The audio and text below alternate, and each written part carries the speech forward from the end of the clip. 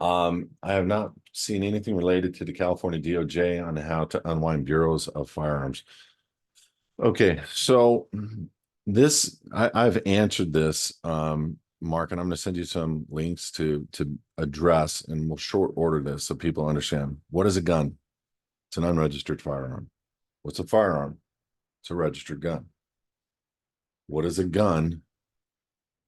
If it's private and there's no serial numbers and it's never been registered before, and you bought it on a private sale or you built it yourself, that's a gun. There's no requirement for registration, especially for a state citizen.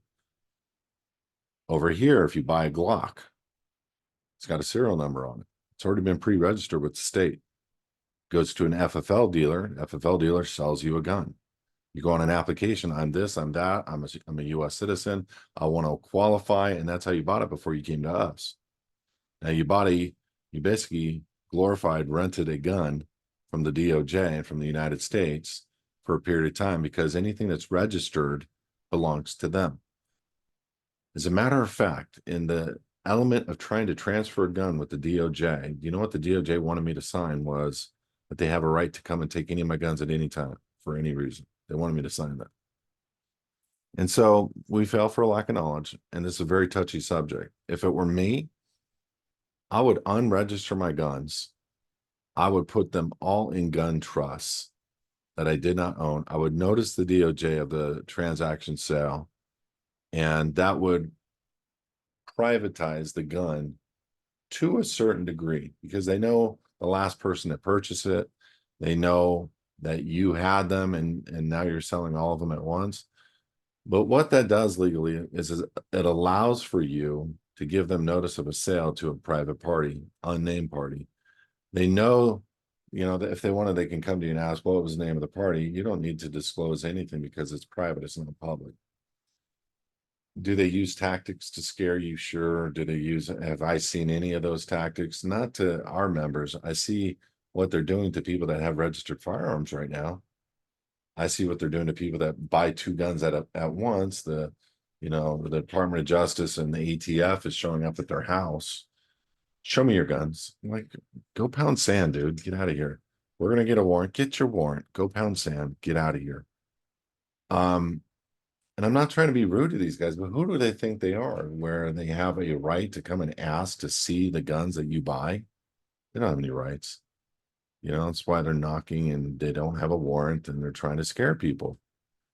But that's what's happening in a lot of different states around. So I would say to you right now, work on a method or a plan that allows for you to buy guns in the private.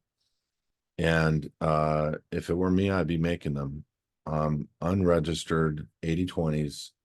You can have a single gun done in an hour, 2 hours. You got to file some stuff. You follow some instructions, and or get a pro. Get together with a pro and just pay him $100 and work on it with him, and let him help you put a real gun rifle together that allows for you to protect your home and be in the private and never have to register that or account for that ever again. And remember something, like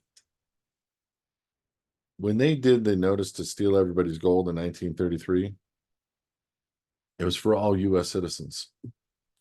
What did everybody think they were? They were all thinking they were U.S. citizens. They weren't. The majority of people back then were citizens of the United States of America, or citizens of basically their state. They hadn't traversed yet. And it wasn't until the Emergency War Powers Act, the Buck Act, the Trading with the Enemy Act, and the Social Security Administrative Act, where everybody became a citizen of the United States, meaning got a job with the United States and an employment ID number called the Social Security number. But that was 1935. So pains me to say that y'all gave up your gold for paper. And yeah, it was valued differently back then. And you can give a $20 gold piece up for whatever it was back then, $20 a paper. But the bottom line is, I wouldn't want to give up gold for anything, but you are allowed to keep only 4 ounces. They're going to do the same thing again. You just got to watch the past, to look at the future. They're going to do the same thing again. And it'll be you guys that are the state citizens that you don't have to answer to anything that these guys make on a request.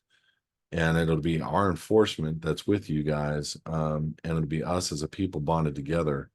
That'll make it an ironclad thing, because state citizenship is so well rounded in the law. But there's these moving parts that are all around us: your business, your car, your home, your firepower, and anything that you purchase in your name versus in the name of a foundation that's private and not public. Hope that helps, Mark.